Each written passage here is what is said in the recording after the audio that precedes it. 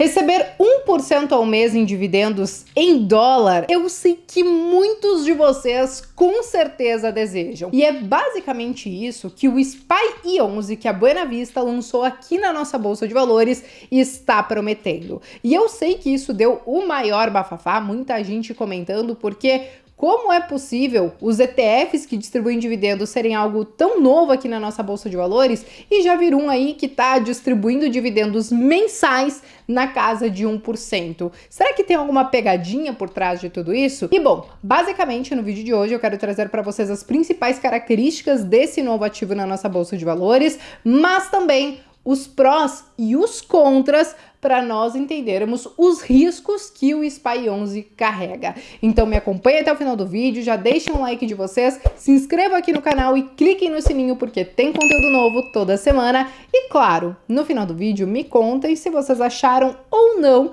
interessante o SPY11. Mas vamos lá, gente. O SPY11, então, ele é um ETF que distribui dividendos aqui na nossa Bolsa de Valores e que, como vocês podem ver, ele foi listado em novembro de 2023. De lá para cá, teve uma pequena valorização, hoje negociei na casa de R$98, mas o foco dele mesmo é a questão dos dividendos. E como que ele faz isso? Basicamente, o SPY11 ele investe em um outro ETF, que é o SPY, que já é negociado na Bolsa dos Estados Unidos. Então, basicamente, nós estamos falando de um ETF que investe em um outro ETF diretamente lá nos Estados Unidos. E a consequência disso é que você acaba tendo parte desse ativo dolarizado, porque como a Buena Vista, que lançou o SPY11 aqui, investe no SPY lá fora, eles recebem esses rendimentos em dólar e fazem a distribuição, então aqui, claro, depois de fazer essa conversão. Agora o ponto é,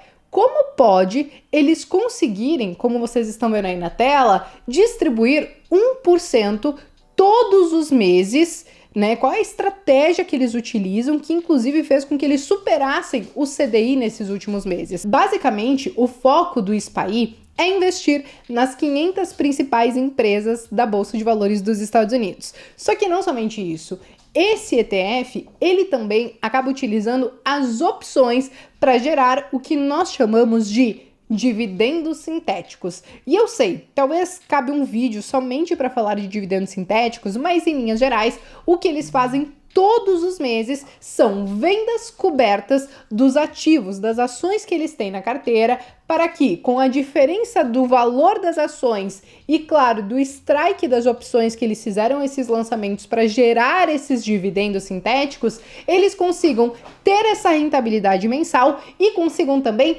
distribuir dividendos todos os meses. A composição da carteira, então sim, ela vai ser basicamente com as 500 maiores empresas da Bolsa Norte-Americana, seguindo o S&P 500, os principais setores que tem dentro, então, da carteira do SPY11, basicamente é consumo cíclico, saúde, o setor financeiro, o setor de comunicação e, principalmente, o setor de tecnologia. E isso por quê? Porque ao longo desses últimos anos, para a gente ficou muito claro como as empresas de tecnologia ganharam relevância no mercado lá fora.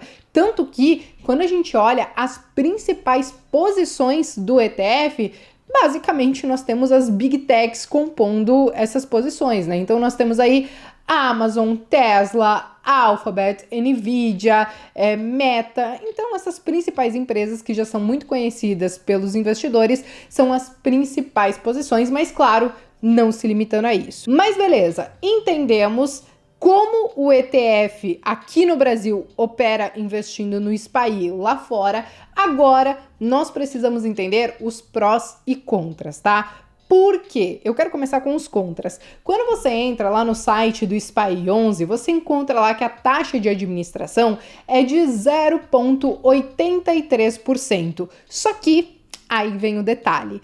Essa taxa de administração, ela pode chegar em 1,51% ao ano. E por quê? Porque, como vocês estão vendo aí na tela, a taxa de administração do SPY, que é o ETF que o SPY11 investe, ela é de 0,68. Então, 0,68 mais aquele 0,83, você chega em uma taxa de 1,51% no total. Então, investir no SPY11 aqui no Brasil olhando somente essa questão da taxa de administração, pode tornar essa operação um pouco mais cara. Existe um outro porém também, que é o seguinte, tá? Como nós estamos falando que ele é um ETF que ele replica o índice S&P 500 com a questão das opções, então, em momentos de uma alta expressiva do S&P 500, o que pode acontecer é que ele não consiga acompanhar tanto essa alta expressiva, porque as opções que foram lançadas para fazer esse dividendo sintético podem ser exercidas, e a consequência disso é que eles tenham que vender alguns ativos e depois montar essas posições de novo, e aí no final das contas eles podem acabar não surfando com tanta efetividade essas altas mais expressivas. Agora eu acho que vai ficar muito mais claro quando eu colocar essa imagem aqui na tela, onde eu trago lado a lado o SPY 11, que investe então no S&P 500 com a questão das opções, e o SPY, que é um outro ETF que só investe nas ações ali do S&P 500, mas que não tem a questão das opções. Como vocês podem ver, no finalzinho do ano passado para cá, como a gente teve uma alta muito expressiva no S&P 500, o próprio SPY acabou superando na questão de performance o SPY 11, justamente por conta disso, porque muito provavelmente o SPY lá fora, ele foi exercido em algumas opções e a consequência disso é que ele não conseguiu acompanhar toda a alta do SPY. E cabe ressaltar que esse gráfico que eu mostrei para vocês, ele já é o total return, então ele considera o retorno considerando a variação da cota e já os próprios dividendos. E aí, nesse caso aqui, nesses momentos de alta expressiva, investir simplesmente no SPY, por exemplo, se mostrou ao longo desses últimos 12 meses mais efetivo. Mas claro, são ativos com focos talvez até um pouco diferentes, né? O SPY, ele vai fazer até a distribuição de dividendos, mas o SPY, o foco realmente é essa distribuição de dividendos mensais, que ao final de um ano deve ficar aí na casa de 12% ao ano. E aí, por último, aí eu acho que uma das desvantagens que eu poderia citar é justamente a questão de que você está investindo num ETF que distribui dividendos, que até investe em um ativo lá fora, mas você está fazendo o seu investimento diretamente aqui da B3. Então, você não está protegendo o seu patrimônio em uma jurisdição diferente. Você pode ter influência do câmbio, mas o seu dinheiro continua no Brasil. Mas beleza, falamos dos contras, agora eu quero trazer os pontos positivos. E eu vou falar para vocês, tem um ponto que eu pesquisei bastante e que realmente ele traz uma vantagem para o SPY 11 aqui no Brasil, que é a questão tributária. O que acontece? Quando a gente investe diretamente lá fora nos Estados Unidos, os dividendos que nós recebemos, eles já são tributados em 30% diretamente na fonte. E aí o que acontece? Como o SPY 11 replica o SPY lá fora, mas esse investimento é feito por meio de um institucional, por meio de uma empresa, então esses dividendos que o SPY ele dividiria, basicamente eles não vêm com essa tributação dos 30%. Então a gestora aqui no Brasil recebe esses dividendos sem essa alíquota de 30% e aí depois acaba fazendo essa distribuição apenas com a alíquota de 15%. Isso porque nós não tivemos mudanças nas regras sobre a distribuição de dividendos pelos ETFs, porque é algo relativamente novo, né? Os ETFs que distribuem dividendos, eles começaram a aparecer aqui na nossa Bolsa de Valores no ano passado. E até então, os dividendos de ações e fundos imobiliários são isentos, mas para os ETFs, por a característica deles ser ali de um ganho de capital, no final das contas, eles não conseguem isentar essa distribuição. Talvez alguma coisa mude, seja talvez para deixar esses dividendos isentos, ou seja, para até mesmo tributar as ações ou fundos imobiliários, mas quando você compara entre investir diretamente como pessoa física no SPY lá fora ou investir como pessoa física no SPY 11 aqui, você deixa de pagar os 30% lá fora e você vai acabar pagando apenas os 15% que já vem retido na fonte dos dividendos aqui. Agora, outros dois pontos positivos que eu poderia citar é a questão da volatilidade e a própria questão da previsibilidade, tá? Por quê?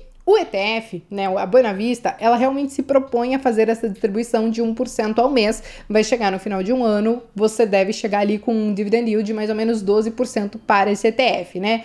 E o que acontece? ela até pode, em alguns meses, ter uma rentabilidade maior, de 1,5%, 2%, mas eles provavelmente não vão fazer essa distribuição maior. O que eles vão fazer é investir esses recursos a mais que eles conseguiram ganhar para que, se em algum momento o dividendo ele baixar desse 1%, eles não conseguirem entregar aquele 1%, eles têm uma gordurinha que eles podem queimar para continuar entregando esse 1% ao mês, que é a proposta principal desse ETF.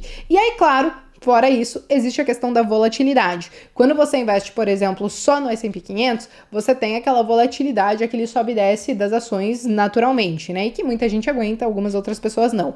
Mas quando você coloca opções no meio de tudo isso, quando você faz vendas cobertas, você consegue baixar um pouquinho essa volatilidade. Não é uma diferença absurda, mas você diminui um pouquinho. Então eu diria que esses são os principais pontos positivos do SPY 11, frente, claro, aos pontos negativos que eu trouxe também. E, em linhas gerais, são essas as informações que eu acho que é válido passar para vocês antes de vocês avaliarem se vale a pena ou não investir no ativo, né?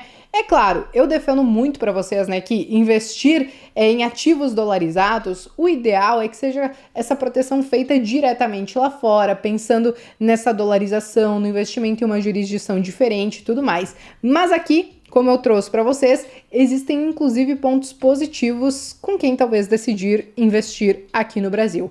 Tudo é uma questão de diversificação. Você não precisa escolher ou aqui ou lá fora, você pode ter os dois na carteira. Mas agora eu quero saber de vocês. Você achou interessante esse SPY 11 ou não? Você simplesmente vai deixar passar batido porque talvez o seu foco não é essa questão dos dividendos, ainda que seja de 1% ao mês e em dólar. Escreva aqui nos comentários que eu quero saber. Eu me despeço por aqui, mas vejo vocês então no próximo vídeo.